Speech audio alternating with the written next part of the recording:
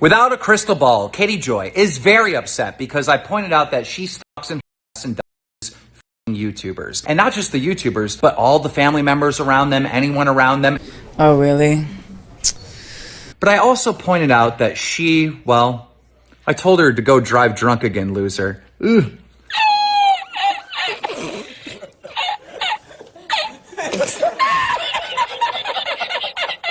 That really set her off. So Katie Joy did exactly what Katie Joy does. She started digging in. You don't say. You don't say. You don't say.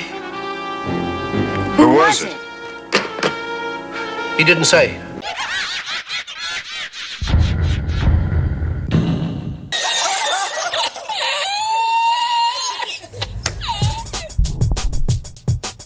Hey guys, it's been a minute. So guess what? She did the doo-doo to the Keemstar, KJP.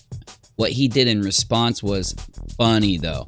It's a little edgy, but at least it was funny. That's not the main thing in this video. I got an interview with Dr. Misha, who knows about making films and working in the industry, to talk about the Alec Baldwin situation. So let's not waste any time. I missed you, and let's get into it. Hit it, busy. Keemstar announced his retirement.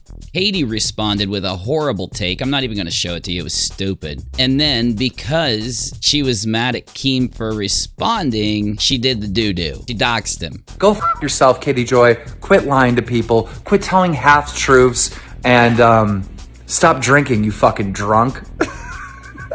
Okay, you can drink, but just don't drive, because you got that DWI, remember?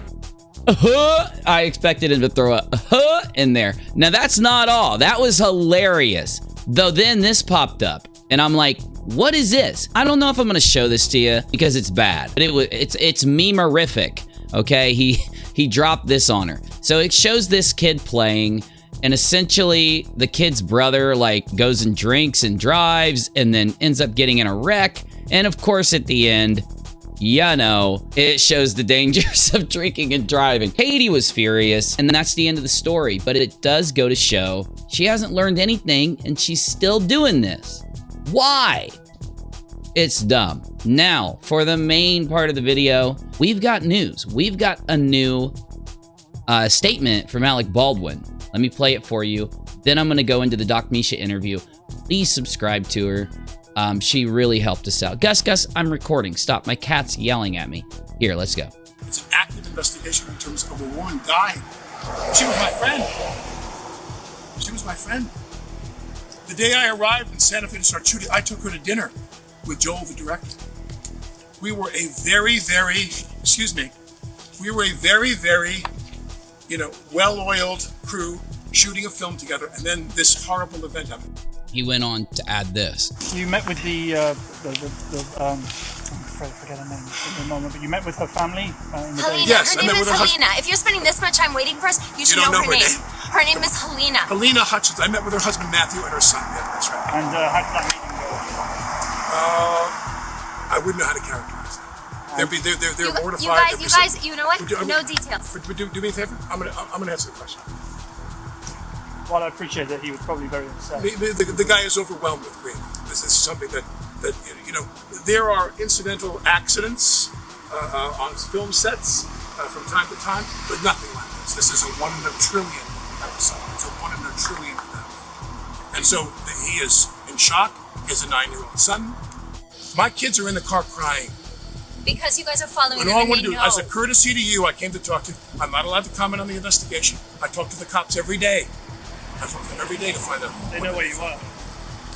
Well, yeah, I'm cooperating with them, of course. So my point is that I'm just asking. We sat down as a courtesy now to talk to you. Now, please, would you just not follow us for the rest? Just leave us. Just go home. We gave you everything we could possibly give you. Well, actually, I, many years ago, wanted to work in the Prop Masters Union in LA. And I went to the union office, and they handed me a sheet of paper that explained the rules. And the first rule was you had to work so many hours on a union set in order to get a job as a union prop master. And so the only way you get to work on a union set is by special invitation if you know somebody or are related to somebody. And Hannah Gutierrez Reed was in fact the daughter of a longtime armorer, weapons specialist in LA. So someone who had worked on films for years. directors. That's how she got her credentials. It's not based on merit, sadly.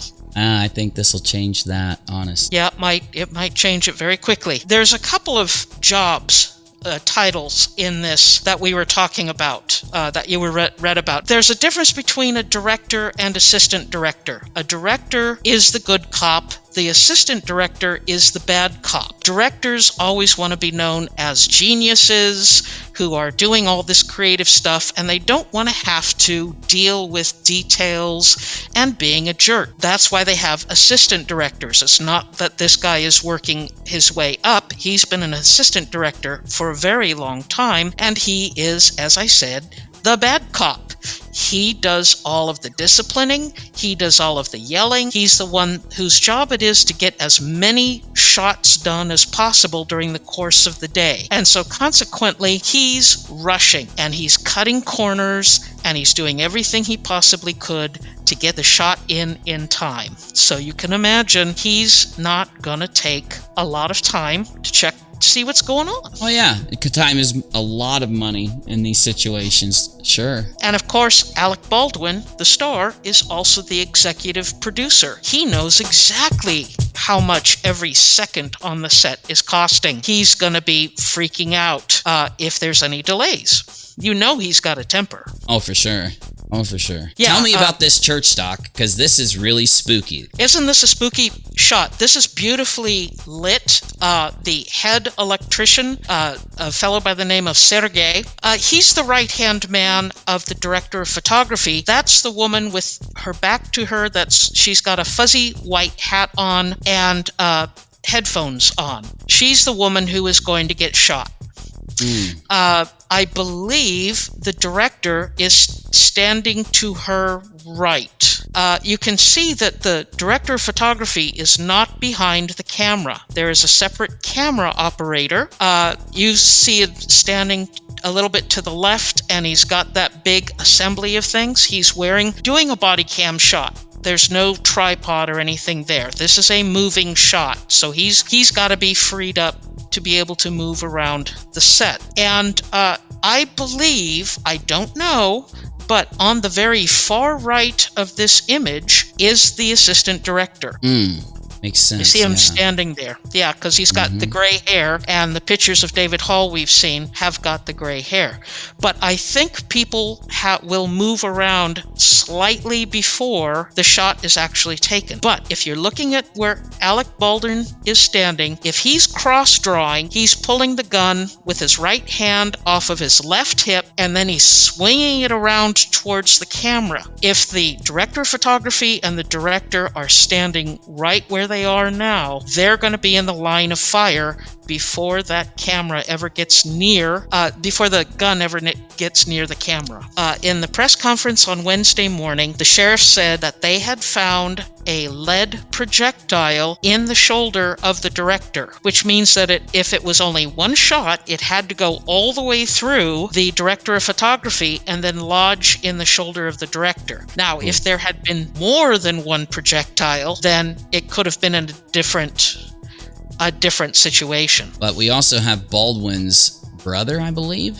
We got a few good things to look at. Adam Baldwin, and I recognized him from other movies. He's a pretty famous dude. When the prop master hands you a practical weapon, it's your duty to re-inspect it in full view of the prop master and any nearby cast crew to ensure it's safe in your hands. It does not then need to be rechecked until it changes hands again. Safety and redundancy. Do you agree with that or disagree with that, Doc? Because a lot of people called out Adam Baldwin on that. Sure. I would disagree with that, if only for one reason. The weapon had already passed through 2 hands of redundancy. It had already gone through the armorer's hands, and it had already gone through the assistant director's hands, both of whom were charged with inspecting that weapon before it ever got into Alec Baldwin's hand. Now, when I worked on theater and video, I made sure that the actors were never the ones that had to be concerned about safety. They're having enough trouble talking and walking and making sure the costumes fit. Yes, it's all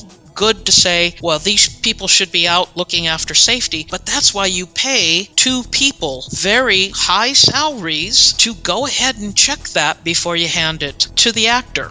actors are, bless them, they're terrific, but their minds are on other things. You should have somebody whose mind is directly on the safety of that weapon taking care of it. And clearly, that's not what happened on the set. Yeah, definitely. While we were talking through this, I was playing a little of this video from The Matrix, and you see a lot of explosions and guns firing and plexiglass protection and things like, this looks a lot more professional than they were in the church, and they only had one guy holding the camera and a couple other people there. So you'd think that these big production studios would have this kind of safety and checkups and... Yeah, exactly. You would think that. But remember, they're not in LA, they're in Santa Fe, New Mexico.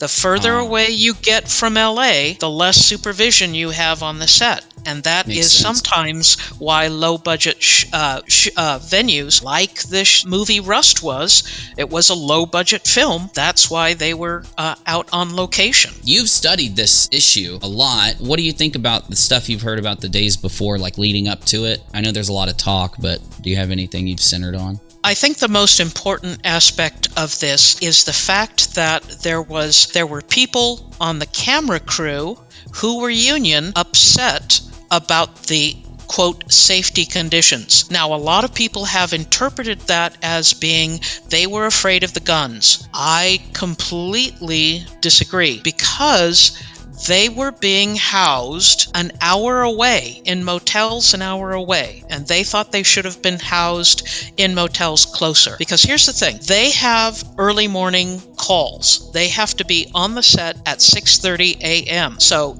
if you're adding having to get breakfast, get dressed, and drive a full hour to be on set at 6:30 so that you can work a 14-hour day, which is what they oftentimes do, and then have another hour driving back to your hotel, that stuff adds up. That's the kind of danger they're talking about, because there has been, in the past few years, very well-publicized cases of crew members having long drives home and dying in car accidents because they fell asleep at the wheel.